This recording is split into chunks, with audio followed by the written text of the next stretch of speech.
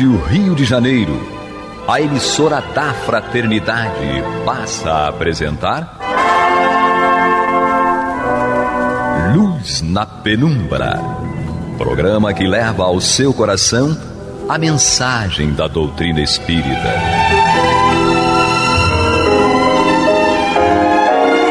E agora, com vocês, Aloísio Guigino, Fátima Miranda e Eduardo Araújo, para o estudo da obra O que é o Espiritismo, de Allan Kardec.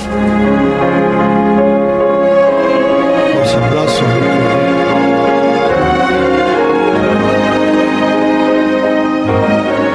Estamos mais uma vez para darmos continuidade à nossa conversa a respeito dessa obra tão interessante, O que é o Espiritismo. Nós estamos no capítulo 1, pequena conferência espírita, e nós estamos no tópico oposição da ciência, isto é, aqueles que contestavam e argumentavam contra a revelação espírita com todos os argumentos que Kardec vai trabalhando e vai colocando o seu raciocínio. E num deles, então, onde nós estamos, que é já num parágrafo mais adiante, na terceira intervenção do visitante, o visitante faz a seguinte colocação, a seguinte pergunta: eis aí um sábio raciocinando com sabedoria, isso referindo-se, logicamente, aos argumentos anteriores realizados por Kardec. Um sábio raciocinando com sabedoria e prudência. E sem ser sábio, eu penso igualmente. Notai, porém, que ele nada afirma, mas duvida. Ora, qual é a base em que se firma a crença da existência dos espíritos e, sobretudo, na sua comunicação conosco? Então, a pergunta, a argumentação, a dúvida que surge é com relação da afirmação da existência dos espíritos e na possibilidade da comunicação conosco. E Kardec, então, numa resposta novamente longa, certo? Vai argumentar com relação a isso. E vamos começar a ver essa resposta e tecendo já alguns comentários. Essa crença, diz Kardec, apoia-se sobre o raciocínio e sobre os fatos. Então, na realidade, não é uma coisa empírica, não é uma coisa que eu acho, é uma coisa que ficou comprovada, essa existência dos espíritos. Existe uma colocação muito conhecida de Kardec quando, no início de tudo, quando as mesas girantes começaram a responder perguntas, e Kardec coloca o seguinte pensamento para a nossa reflexão: todo efeito tem uma causa, todo efeito inteligente tem uma causa inteligente. E Kardec então debruçou-se para estudar, para buscar esta causa inteligente, e deparou-se então com os espíritos, e aí nós vemos a primeira colocação, a primeira reflexão, o primeiro raciocínio que nos mostra da existência dos espíritos. Nós somos cristãos, e como cristãos nós sabemos que um dos pilares, vamos dizer assim, da nossa crença é que a alma é imortal. Então, se a alma é imortal, ela está em algum lugar, certo? Então, a existência dos espíritos não há como nós duvidarmos, porque, de um modo geral, todas as religiões, desde o Egito Antigo, né? Muito antigo, quando nos sepultamentos das autoridades colocavam comida, riquezas, escravos, etc., porque sabiam que a vida continua, certo? Para atender a essas necessidades. Então, sobre a crença da existência dos espíritos, não é um achismo, é uma certeza. E diz Kardec então: eu próprio não adotei senão depois de meticuloso exame, conforme nós acabamos de lembrar. Tendo adquirido no estudo das ciências exatas o hábito das coisas positivas, sondei, perscrutei esta nova ciência nos seus mais íntimos refolhos. Busquei explicar-me tudo porque não costumo aceitar ideia alguma sem lhe conhecer o como e o porquê. Então, isto é algo que nós devemos adotar em todos os momentos da nossa vida. Procurarmos entender as coisas, entender o porquê das coisas, porque só assim nós teremos uma base, um respaldo nas nossas crenças e no caminho que nós adotamos. Mas Kardec continua, vamos ver pela voz da Miranda.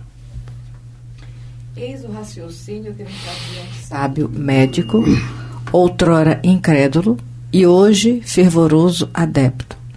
Dizem que seres invisíveis se comunicam. Por que negá-lo?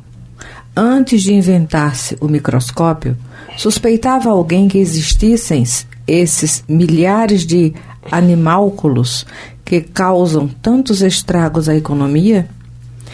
Onde a impossibilidade material de haver no espaço seres que escapem aos nossos sentidos? Teremos, acaso, a ridícula pretensão de saber tudo e de dizer que Deus nada mais nos pode revelar?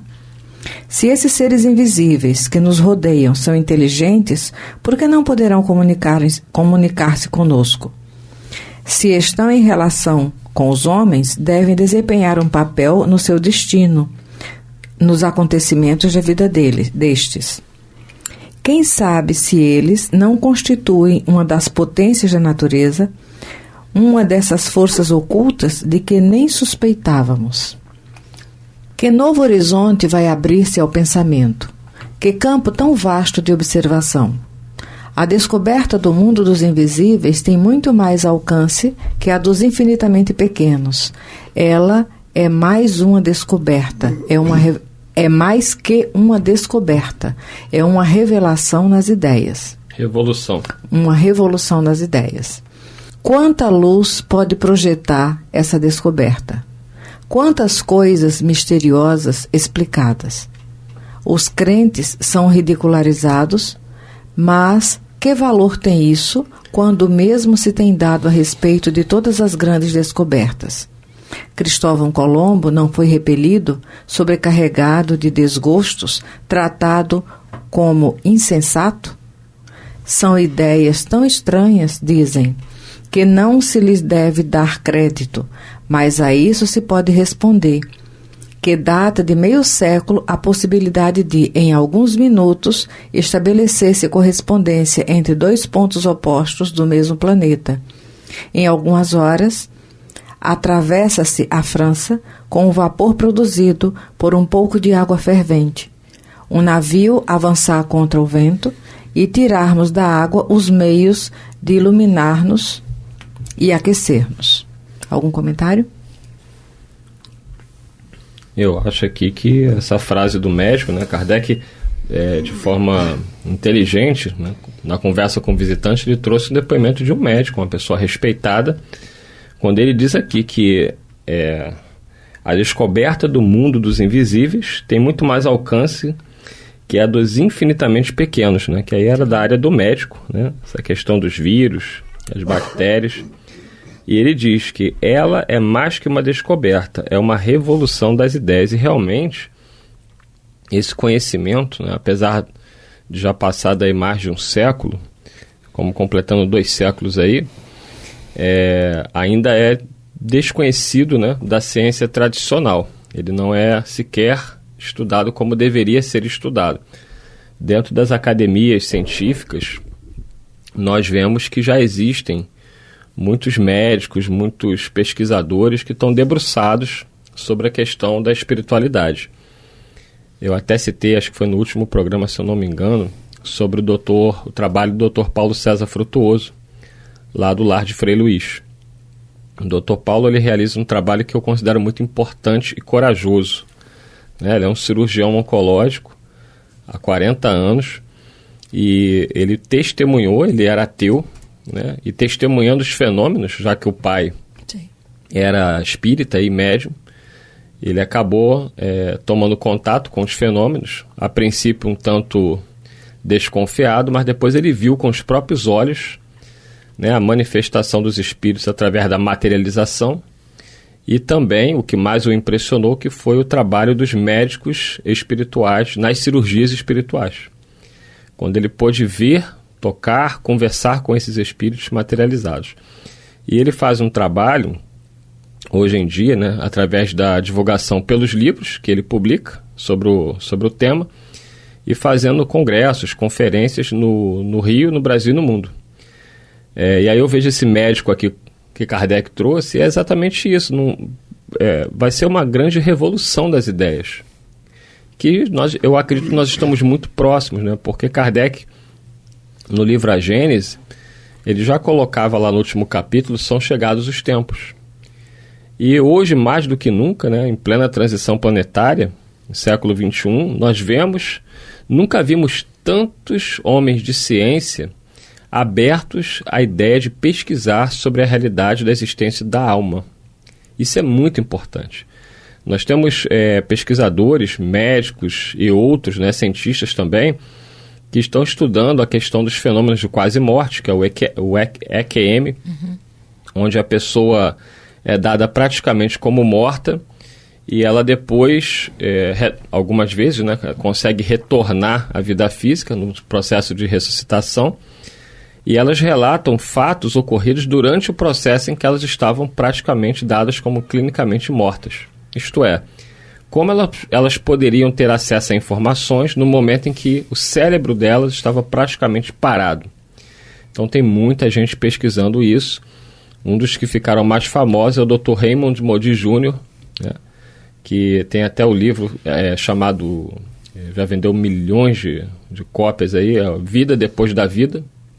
Enfim, lendo Kardec aqui, citando esse médico para o visitante, nós vemos o quanto que nós avançamos hoje dentro da ciência na pesquisa da realidade da existência da alma. Isso é um grande avanço e vai sim trazer uma revolução nas ideias, toda a ciência. O conhecimento do homem sempre está sendo acrescido por fatos novos.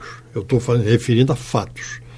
Então, isso que o Eduardo acabou de lembrar aqui nos remete a esse não entendimento de muitas coisas que ocorrem ao nosso redor e nessa busca incessante dos homens de ciência, dos homens que têm essa tendência para a pesquisa, para buscar entender a origem das coisas, as causas das coisas, e isso nos leva, sem nenhuma sombra de dúvida, a que nós cada vez mais possamos mergulhar nesse universo espiritual. Porque nós somos espíritos que estamos encarnados. Então, Kardec também, além dessa parte da ciência propriamente dita, ele nos fala e nos chama a atenção a nossa razão, a nossa inteligência, a colocações que são feitas aqui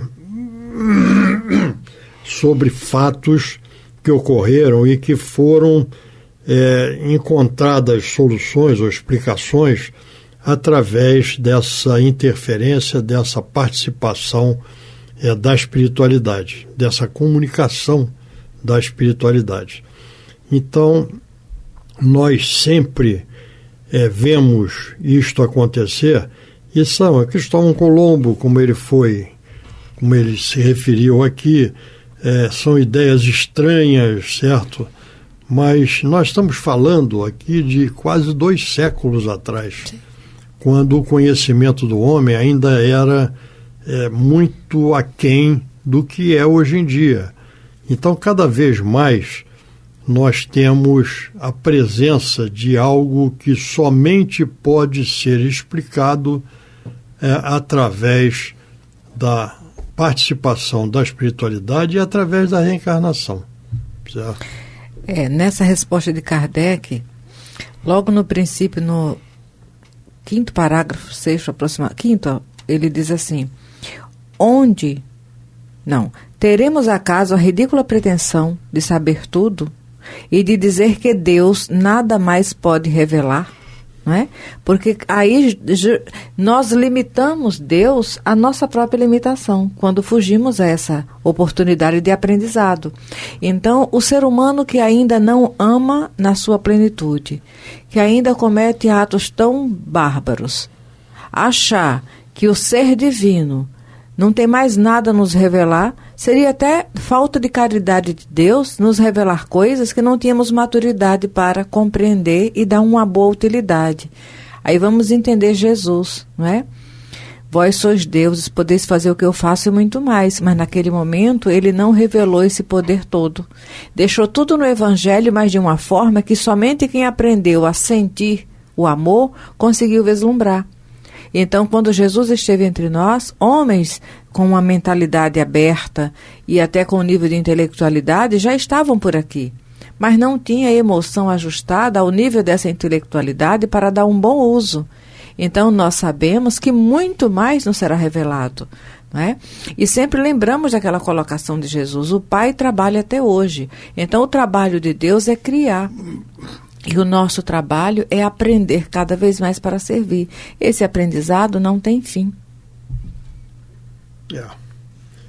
É interessante a gente ver sempre o raciocínio muito claro de Kardec, né, nessas respostas, que inclusive Kardec era chamado de bom senso encarnado, né?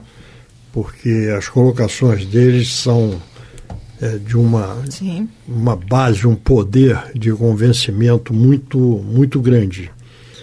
Então, prosseguindo aqui na leitura, você prossegue, Eduardo? Miranda, vai aí, Miranda. A voz está falhando hoje. Quem, há meio século, se tivesse proposto iluminar toda a cidade de Paris em um instante, e com um só reservatório de uma substância invisível, apenas conseguiria fazer rir de si. Será isso, porventura, coisa mais prodigiosa que o espaço ser povoado por seres pensantes que, depois de haverem vivido na terra, nela deixaram seu invólucro material? Não se achará neste fato a explicação de tantas crenças que existem desde os mais remotos tempos? São coisas que bem merecem estudo aprofundado. Eis as reflexões de um sábio, mas de um sábio sem pretensões. Elas são igualmente feitas por muitos outros homens esclarecidos. Estes vivem, não superficialmente, e de ânimo prevenido. Estudaram seriamente, sem partido fixo, e tiveram a modéstia de não dizer: não compreendemos, e isto não pode ser a verdade. Sua convicção formou-se pela observação e pelo raciocínio. Se essas ideias fossem uma quimera, acreditais que todos esses homens sisudos as tivessem adotado, que por tanto tempo pudessem ser vítimas de uma ilusão? Bem objetivo. Não há, pois, impossibilidade material de existirem seres invisíveis para nós povoando o espaço, e esta só consideração deveria bastar para exigir mais circunspecção. Quem, há bem pouco, poderia pensar que uma só gota de água límpida encerrasse milhares de seres, cuja pequenez extrema nos confunde a imaginação? Ora, eu digo que há mais dificuldade em conceber a nossa razão seres de tal tenuidade, providos de todos os nossos órgãos e funcionando como nós, do que admitir aqueles a quem damos o nome de espíritos. Aqui ele conclui. Então é uma questão de raciocínio lógico, né? Mas os preconceitos, tanto é que na questão seguinte o visitante vai voltar a insistir aí no tópico, né, da negação. Porque tem pessoas, né, que viram Jesus curar cegos, leprosos, paralíticos voltarem a andar e mesmo assim colocaram ele na cruz, né? Mandaram soltar Barrabás e crucificar Jesus, porque, como o próprio mestre dizia, tem pessoas que têm olhos de ver e não veem, têm ouvidos de ouvir e não ouvem. Então a nossa ciência ainda está cega pelo orgulho, né? Pelo poder. Basta quem está me escutando aqui e tem noção do que é a academia, né? O que é estar no meio lá dos sábios, aqueles que produzem o conhecimento. É um meio muito complicado, né? De muito orgulho, de muita vaidade. E esses irmãos, infelizmente, eles não estão ainda abertos à busca da verdadeira ciência. Porque a verdadeira ciência, ela é o questionamento, é a pesquisa. E eles, lamentavelmente, grande parte deles ainda se fecham completamente a esse tipo de conhecimento que não está sob o domínio deles. Esse que é o grande problema. Eles não têm como pesquisar os espíritos em laboratório pelos métodos que eles usam há séculos. É um novo tipo, é uma nova metodologia de pesquisa que alguns já estão abertos, mas que a maioria ainda não está. Você tocou a palavra-chave nesse problema, nesse esquema, em tudo isso que nós estamos falando aqui, que chama-se orgulho.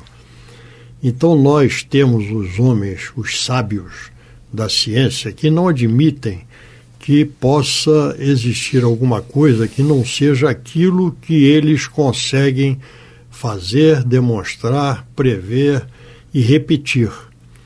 Isto é o conceito que é adotado pela ciência, né? Só é admitido como um fato científico aquilo que você pode repetir quando quiser e vai obter os mesmos resultados sempre. Então, quando nós tratamos de espíritos, nós estamos tratando de individualidades. Estamos tratando de respostas que poderão ser semelhantes ou poderão ser bem diferentes, dependendo de quem está emitindo, no caso, aquilo. E esse entendimento, essa abertura de mente para que nós possamos ter, com esse raciocínio, chegarmos à conclusão de que existe algo muito além do que a vã ciência nos apresenta, é que é a grande dificuldade. Isso não é só naquela época de Kardec, não. Hoje em dia nós ainda vemos em todos os setores da vida, certo? Pessoas que insistem em reafirmar determinadas teorias ou determinadas posições que fatos desmentem, mas eles ignoram os fatos. Então continuam dentro da sua monoideia, da sua ideia arraigada e não abrem a sua mente para enxergar um pouco mais além. E isto não é novidade, né? Desde a época de Kardec, lembrando que Kardec chegou a ser afastado da Academia Francesa de Ciências, né? Porque as teorias que ele apresentava contrariavam as teorias científicas. Mas nós vamos evoluindo e vamos caminhando para o entendimento. E com isso nós encerramos o nosso encontro de hoje, marcando já um próximo encontro na próxima semana, se Deus quiser, e Ele há de querer. Que assim seja. Muita paz a todos. Que Jesus nos conduza. Você está ouvindo o programa Luz na Penumbra.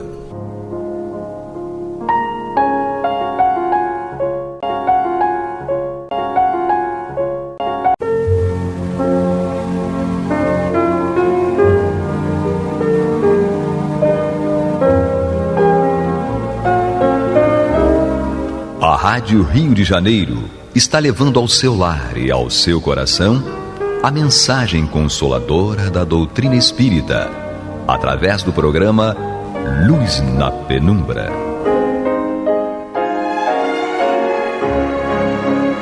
E agora com vocês, Bill Fabiano e Renato Souza, para comentar os textos da Revista Espírita de Allan Kardec no período de 1859 a 1869.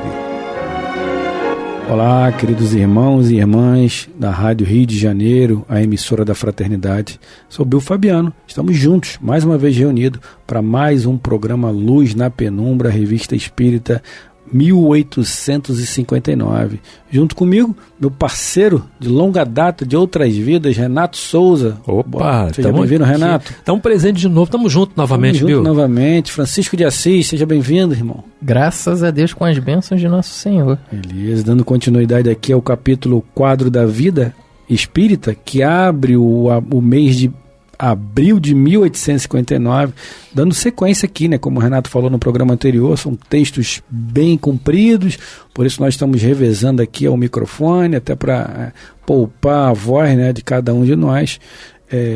Enfim, e vamos deixar agora, começando, o Renato Souza para abrir mais um trecho, mais um parágrafo desse grande capítulo. Sim.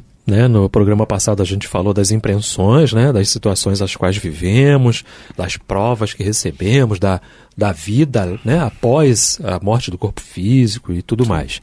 Então continua Allan Kardec dizendo assim, o instante em que um deles vê cessar sua escravidão pela ruptura dos laços que o retém ao corpo, é um instante solene em sua reentrada no mundo dos espíritos. É acolhido por seus amigos que vêm o receber como no retorno de uma penosa viagem. Se a travessia foi feliz, quer dizer, se o tempo de exílio foi empregado de modo proveitoso por ele o eleva na hierarquia do mundo dos espíritos. O felicitam. Aí reencontra aqueles que conheceu, se mistura àqueles que o amam e simpatizam com ele, e então começa verdadeiramente para ele sua nova existência. O envoltório semimaterial do espírito constitui uma espécie de corpo de forma definida, limitada e análoga à nossa. Mas esse corpo não tem nossos órgãos e não pode sentir todas as nossas impressões. Percebe, entretanto, tudo o que nós percebemos, a luz, os sons, os odores e etc. E essas sensações, por não terem nada de material, não são menos reais. Têm mesmo alguma coisa de mais clara, de mais precisa, de mais sutil, porque chegam ao espírito sem intermediário, sem passarem pela fieira dos órgãos que as enfraquecem. A faculdade de perceber é inerente ao espírito, é um atributo de todo o seu ser. As sensações lhe chegam de toda parte e não por canais circunscritos. Um deles nos disse, falando da visão, é uma faculdade do espírito, não do corpo. Vedes pelos olhos, mas em vós não é o olho que vê, é o espírito. Estudamos isso aqui já, um programa passado aí, Exato, né? A senhora Reinaldi, né? A senhora Reinaldi, é isso aí, né? Quem vai continuar com a leitura? Chiquinho. Pela conformação de nossos órgãos, temos necessidade de certos veículos para as sensações. É assim que nos é necessária a luz para refletir os objetos e o ar para transmitir o som. Esses veículos se tornam inúteis desde que não temos mais os intermediários que os tornavam necessários. O espírito, pois, vê sem o auxílio da nossa luz. Ouve sem necessidade das vibrações do ar. Eis porque para ele não há obscuridade, mas as sensações perpétuas e indefinidas, por mais agradáveis que sejam, tornar-se-iam fatigantes com o tempo, se não lhe fosse possível subtrair-se elas. Assim, tem o espírito a faculdade de suspendê-las. Pode deixar de ver à vontade, ouvir ou sentir tais coisas, e, consequentemente, não ver, não ouvir e nem sentir o que não queira. Essa faculdade está na razão da sua superioridade, porquanto há coisas que os espíritos inferiores não podem evitar, pelo que se torna penosa a sua situação. E aí, algum comentário aí, Renato, Francisco? Bom, ele pode, né, de acordo com a situação, o estado em que ele se encontra, a gente tem relatos disso aí. Não consigo enxergar, não consigo ver, não consigo ouvir, não consigo, né? E outros até se atemorizam mais, né, de acordo com as suas manifestações, não é isso? Chorando copiosamente, né? Sim. Através de algo que ele está revendo ou algo que ele está vendo também, né? Então tudo isso é perfeitamente possível. Relembrando em Nosso Lar, né, André Luiz comenta a respeito daquela irmã que queria entrar dentro da cidade e ficou parada no portão, né, pedindo auxílio dos espíritos, e ali não foi permitida a entrada. Essa condição de André Luiz não ver os espíritos que estavam junto com ela remete a esse estado, né, a esse momento de inferioridade do espírito dele, ao qual ele não conseguiu enxergar os demais espíritos que estavam junto a ela, né? É isso aí, então vamos dar sequência aqui. É essa nova maneira de sentir que o espírito não compreende no início, da qual só aos poucos se dá conta. Aqueles cuja inteligência é ainda muito atrasada não a compreendem de forma alguma e sentiriam muita dificuldade em descrevê-la. Absolutamente como entre nós os ignorantes veem e se movem sem saber como e porquê. Essa impossibilidade de compreender o que está acima de seu alcance, associada à fanfarrice, companheira ordinária da ignorância, é a fonte das teorias absurdas dadas por certos espíritos e que nos induziriam em erro, caso as aceitássemos sem controle e não nos assegurássemos do grau de confiança que merecem pelos meios proporcionados, pela experiência e pelo hábito de com eles conversar. Há sensações que têm sua fonte no próprio estado de nossos órgãos. Ora, as necessidades inerentes ao nosso corpo não podem ocorrer do momento que nosso corpo não existe mais. O espírito não sente, pois, nem a fadiga, nem a necessidade de repouso, nem a de alimentação, porque não tem nenhuma perda a reparar. Não é afligido por nenhuma de nossas enfermidades. As necessidades do corpo ocasionam as necessidades sociais, que não existem mais para os espíritos. Assim, para eles, os cuidados dos negócios, dos tormentos, né? As 1000 tribulações do mundo, as aflições que se dão para se proporcionar as necessidades ou as superfluidades da vida não existem mais. Tem piedade de trabalho que nos damos por vãs futilidades. E, todavia, tanto os espíritos elevados são felizes, quanto os espíritos inferiores sofrem. Mas esses sofrimentos são de preferência angústias, que por nada terem de físicas não são menos pungentes. Eles têm todas as paixões, todos os desejos que tinham em sua vida. Falamos dos espíritos inferiores, entre parênteses, né? O seu castigo é não poder os satisfazer. Para eles, é uma verdadeira tortura, que creem perpétua, porque sua própria inferioridade não lhe permite ver o fim, e lhes é ainda um castigo. Importante a gente lembrar aqui que Patrícia, em Violeta da Janela, quando desencarnou, foi plasmado lá um banheiro para ela tomar banho, porque ela gostava de tomar banho, as roupinhas dela, as coisas dela, tudo direitinho. Quando a gente fala da questão do alimento, em Nosso Lar, não é? Mais uma vez, o André Luiz, os ministros falam de como é a alimentação, mas não é a alimentação do jeito que a gente pensa aqui, não é? É mais uma vez Laboratório do Mundo Invisível. De novo. Livro dos Médiuns novamente. Lá eles produzem aquilo que nós chamamos de material aos olhos deles, aos olhos do espírito, não é aos nossos olhos. Então o fluido que ele ingere, ele não vai a um estômago físico que é o nosso, que vai dar a sensação de saciedade. Não é assim, é diferente, né? Isso, Bill? Sim. Poderia ser uma água, por exemplo, que a gente estava ingerindo como se fosse uma sopa de legumes.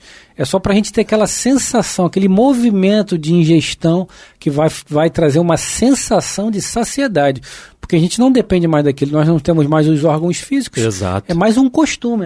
A mesma coisa se dá que Emmanuel nos traz, né? A quem é viciado em nicotina, aos poucos eles vão dando vão tirando, vão administrando substância semelhante, Emmanuel diz, semelhante à nicotina, porque senão o cara pira do outro lado. Como ele pira aqui, ele vai pirar do outro lado. Sem então, dúvida. A espiritualidade é muito sagaz nesse sentido e sabe que os nossos vícios, os nossos costumes, tudo que é psicossomático, né, embora não tenhamos do outro lado mais o cérebro físico, ainda está guardado na nossa memória espiritual ou perispiritual. Então a gente vai manter aqueles vícios ainda muito latentes em nós, muito gritantes, né, em nós. Pois é, a água que o André Luiz ficou na boca, né? Lá, e que ele ensinou a pessoa que estava, o espírito ficava do lado dele, né? A água da paciência. A água da paciência, né? Guarda lá, e a água de nosso lar é muito mais fluídica do que a gente vê aqui, né? Sem dúvida nenhuma, né? Tudo lá, todo o corpo material lá é menos etéreo do que aquilo que a gente conhece, da mesa do que a gente está pegando aqui agora, do livro, desse microfone, de tudo isso, né? Da cadeira que nós estamos sentados e tudo mais. Continua então Allan Kardec dizendo assim, mais um parágrafo. A palavra articulada é também uma necessidade da nossa organização, não tendo os espíritos necessidade de sons vibrantes para ferirem seus ouvidos. Se compreendem tão só pela transmissão do pensamento, como nos ocorre, frequentemente a nós mesmos, nos compreendermos por um único olhar. Os espíritos, entretanto, fazem barulho. Sabemos que podem agir sobre a matéria, e essa matéria nos transmite som. É assim que fazem ouvir, sejam pancadas, sejam gritos no vago do ar. Mas então é por nós que o fazem, e não por eles.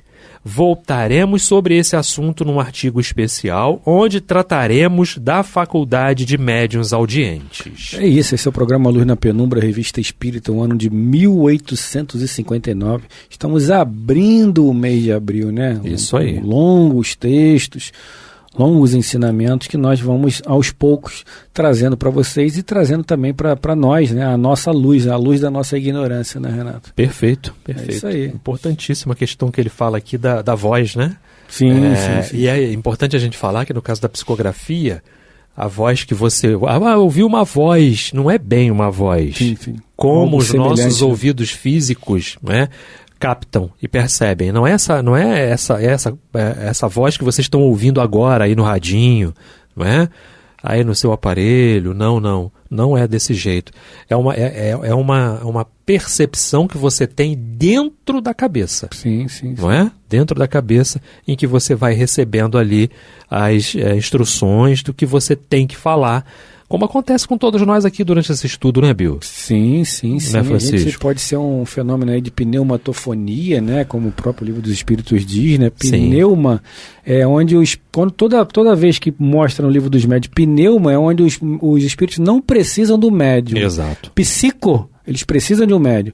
O pneuma, o espírito normalmente plasma uma traqueia, por exemplo, ali e sai algo parecido com uma voz e você vai escutar aquela voz. Pode ser um fenômeno de pneumatofonia, né, Chiquinho? É bem interessante, né? Como o próprio fenômeno acontece, né? E o Renato lembrou que é uma voz que fica dentro da cabeça e não utiliza-se do órgão. Podemos ter irmãos surdos que escutem, irmãos cegos que vejam. Perfeito. Então, agora não vão poder ter um irmão que não fale porque o órgão não existe, mas tirando essa circunstância, a percepção do mundo espiritual vai acontecer nitidamente para eles. Exatamente. É isso aí, bem lembrado, Francisco. É isso aí. Vamos lá, Chiquinho. Enquanto arrastamos o nosso corpo pesado e material pela terra, como o trabalhador forçado à sua corrente, o dos espíritos vaporosos e etéreos transporta-se sem fadiga de um lado a outro, vencendo o espaço com rapidez do pensamento e em tudo penetrando, visto que a matéria não lhe opõe nenhum obstáculo. O espírito vê tudo o que vemos e mais claramente do que nós. Além disso, vê aquilo que nós sentimos. Além disso, vê aquilo que nossos sentidos limitados não permitem ver. Penetrando a própria matéria, ele descobre o que a matéria subtrai à nossa vista. Os espíritos não são, pois, seres vagos, indefinidos, conforme as definições abstratas da alma, a que nos referimos pouco atrás. São seres reais, determinados, circunscritos, gozando de todas as nossas faculdades e de muitas outras que nos são desconhecidas, porque inerentes à sua natureza. Tem as qualidades da matéria que lhes é peculiar e constitui o mundo invisível, que povoa o espaço, cercando-nos e se acotovelando incessantemente conosco. Suponhamos por um instante que o véu material que os oculta à nossa vista seja rasgado. Ver-se-nos-íamos envolvidos por uma multidão de seres que vão e vêm, agitando-se à nossa volta e nos observando como faríamos se nos encontrássemos em uma assembleia de cegos. Para os espíritos, nós somos os cegos e eles são os videntes. Interessante, Exatamente. né? É interessante. A questão de tirar o véu. Tirou o véu, pronto, aí você vai enxergar tudo. Uma amplitude, né? Nos sentidos, né? Que vai tolhindo enquanto encarnados estamos. E quando a gente tira o véu, verdadeiramente, né? O desencarne, acontece o desencarne, tudo se amplia pra gente. Né? Então a gente pode destacar aqui o quê? Capítulo 3 do Evangelho segundo o Espiritismo. Há muitas moradas na casa do Pai. Exatamente. Né? Existe a questão do microscópio, que você precisa ver que existem outros mundos. Existe um mundo acima da nossa cabeça, sim, né? E um mundo abaixo. Sim. E outros que andam, pululam ao nosso lado. E a gente nem percebe. Não é isso? Exatamente. Com certeza. Continua Allan Kardec, então, né? Dizendo assim, ó, dissemos que, entrando em sua nova vida, o espírito leva algum tempo para se reconhecer que tudo lhe é estranho e desconhecido. Se perguntará, sem dúvida, como pode ser se já teve outras existências corpóreas. Essas existências foram separadas por intervalos durante os quais habitaram o mundo dos espíritos. Esse mundo, portanto, não lhe deve ser desconhecido, uma vez que não o vê pela primeira vez, né? É interessante que a gente desencarna, né? Vai para lá e, e não consegue, novidade, né? Não consegue, né? Interagir com aquilo, né? Mas já estivemos lá, viemos de lá. Quantas vezes viemos, exatamente. Né? Quantas vezes viemos. Várias causas contribuem para tornar essas percepções novas para ele, embora já as tenha experimentado. A morte, dissemos, é sempre seguida de um instante de perturbação, mas que pode ser de curta duração. Nesse estado, suas ideias são sempre vagas e confusas. A vida corpórea se confunde, de alguma sorte, com a vida espírita, e não pode, ainda, as separar em seu pensamento. Dissipada essa primeira perturbação, as ideias se elucidam pouco a pouco e com elas a lembrança do passado que não lhe chega, senão gradualmente à memória, porque jamais essa memória nele se irrompe bruscamente. Não é senão quando está inteiramente desmaterializado que o passado se desenrola diante dele, como uma perspectiva saindo de um nevoeiro.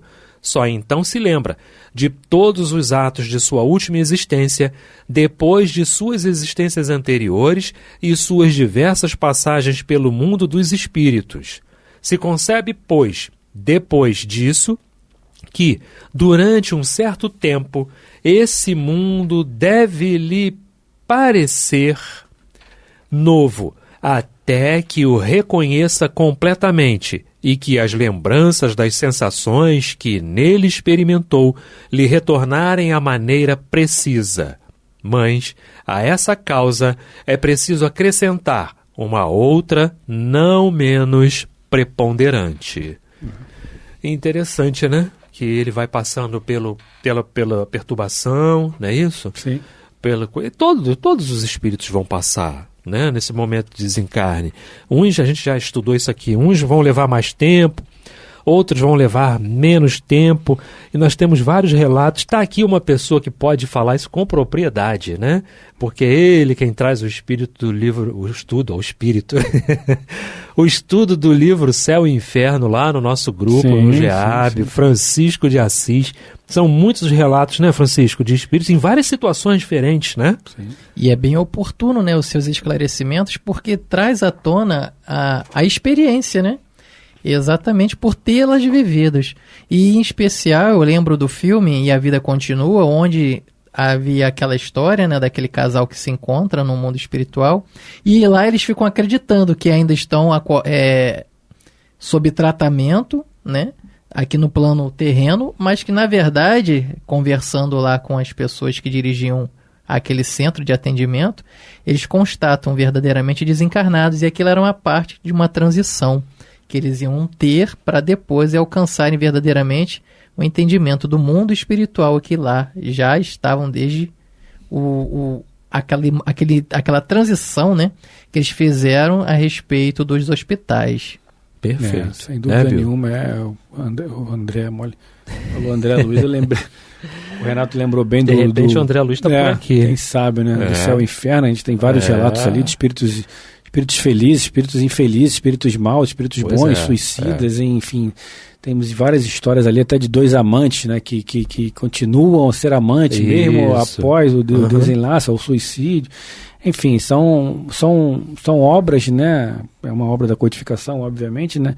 Que trazem a luz, né? No pós-desencarne, né? Nas possibilidades que nos aguardam, né? Todas aquelas possibilidades ali que estão no céu e inferno nos aguardam.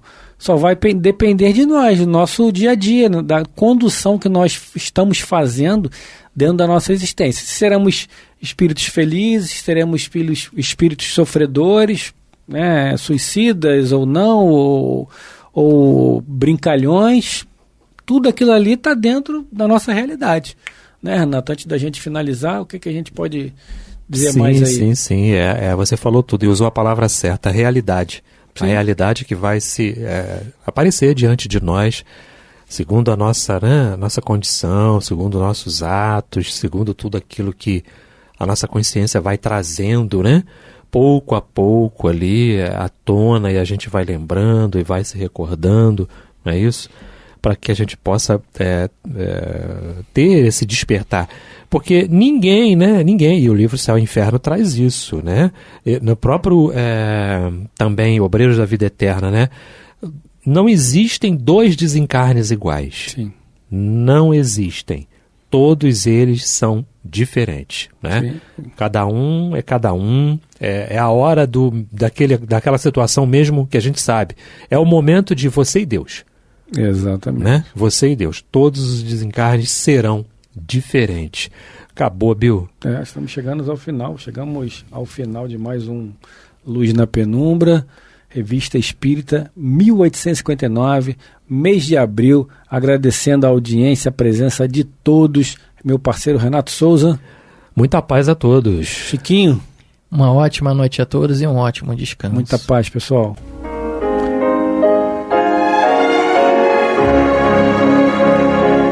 E vamos ouvir agora a prece de encerramento de nosso programa, na voz de Geraldo de Aquino.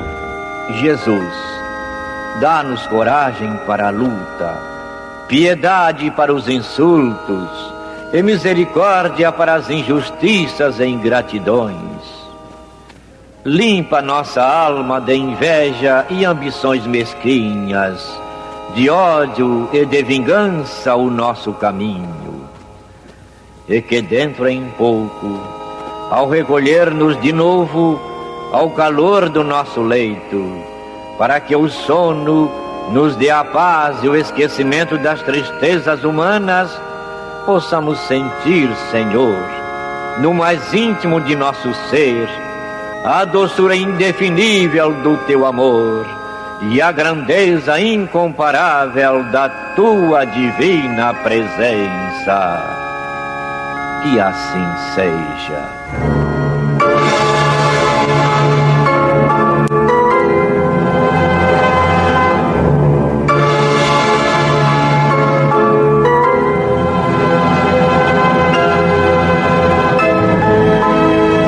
Acabamos de apresentar o programa Luz na Penumbra, que voltará a ser apresentado na próxima segunda-feira, às 21 horas, nesta emissora.